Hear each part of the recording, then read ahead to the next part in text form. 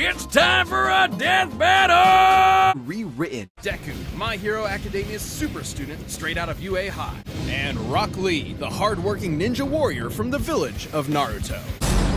The most powerful quirks in the world, one for all. That was the problem. The recoil from even one punch would shatter all the bones in his arm. So he trained to be able to handle his gift at the superhero school of his dreams, UA High. Obu, One for All allows Deku to release absolutely absurd amounts of strength from different parts of his body, with super moves named after US cities and states. Deku still can't access all of his power safely though. Using 100% will quickly destroy his body, which is why he learned to distribute his strength evenly across his body, a technique known as full cowling.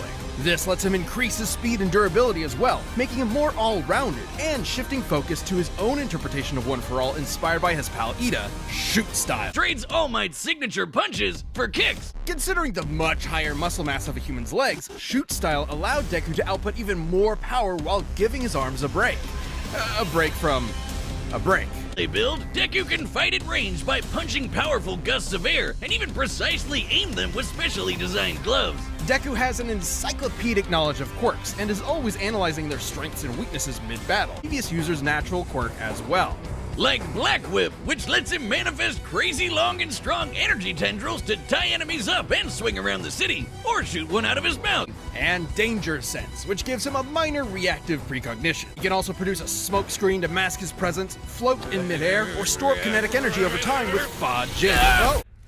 By storing up enough, he can even match All Might's max power, without any recoil to boot. Strong enough to change the weather and create city block-sized tornadoes with a single punch. And he's even stronger with his newest quirk, Gear Shift, which allows him to increase the speed of an object anytime he touches it. In conjunction with the power of All for One, he can use this to warp reality itself. Deku can go toe-to-toe with arch-villains like Shigaraki, who's fast enough to react to and catch laser beams with his bare hands. Made out when he needed it, like when they teamed up to share One for All and punch an island-sized hole in the clouds 24 miles high.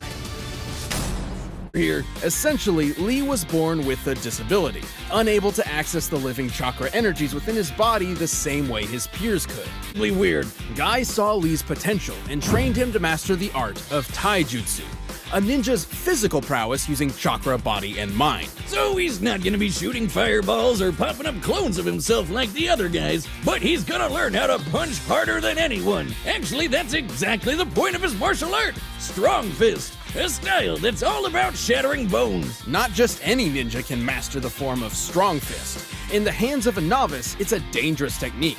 One wrong move and you could accidentally break your own limb. Learned some awesome moves, like this Killer Azuna drop on steroids, the Primary Lotus. A technique so useful that many other ninja tried to copy it for themselves. It was sake. Somehow, Lee's susceptibility to alcohol turns him into an instant expert in the Drunken Fist. Anyway, when Rocky Road isn't totally sloshed, he's got one more ace up his sleeve. The 8 Gates, opening a can of whoop-ass. Think of it like that horrible myth about humans using only one small part of their brain. Each open gate increases Lee's abilities in some way. For example, the first gate allows Lee to utilize 100% of his body's potential by removing inherent mental and physical inhibitions. The third gate lets him expend enough chakra all at once to perform his signature technique, the Hidden Lotus. The first few gates are pretty chill, even if they do wear him out. Thing is, the more gates you open, the more dangerous it gets. But Lee wasn't afraid. By the age of 13, he could unlock 5 of the 8 gates. More than enough to keep up with the likes of Neji and honorary Green Day member Gaara. He's almost as quick as Naruto, who's dodged light speed attacks. And when he opened the 6th gate, he used it to slice up a giant meteor. Comparing the scale of the meteor to Konoha's mountainside, and assuming Lee contributed his fair share to this group task, he must have produced a force equal to about 230 megatons of TNT. Now, Lee has admittedly never used the last 2 gates. However, there are multiple claims that he's mastered them by adulthood. And frankly, as the successor to Might Guy, who did unlock all 8 gates, Lee should be comparable. Guy could make a blast the size of an island with the 7th gate. With the 8th, he could go head-to-head with the ultimate big bad, Madara. This creep was packing more power than when Naruto's chakra blew a hole through the moon, a 400 petaton explosion. Hell, the 8th gate can bend the fabric of space. Just one small problem. Opening the 8th gate puts an immense toll on the body. The moment you open it, you've essentially guaranteed your own death. Yeah, but who cares as long as you take your foe with you?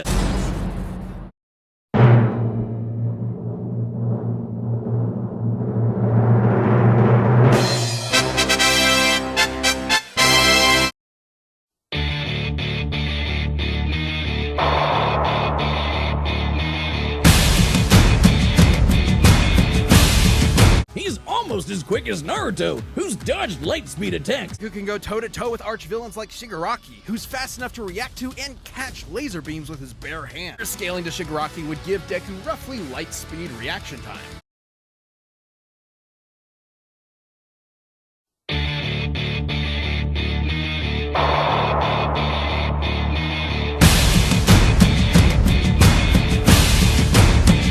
Guy who did unlock all 8 gates, Lee should be comparable. Guy could make a blast the size of an island with the 7th gate.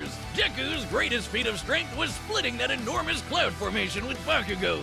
By measuring the size of the island, and required an energy of nearly 80 teratons of TNT per punch.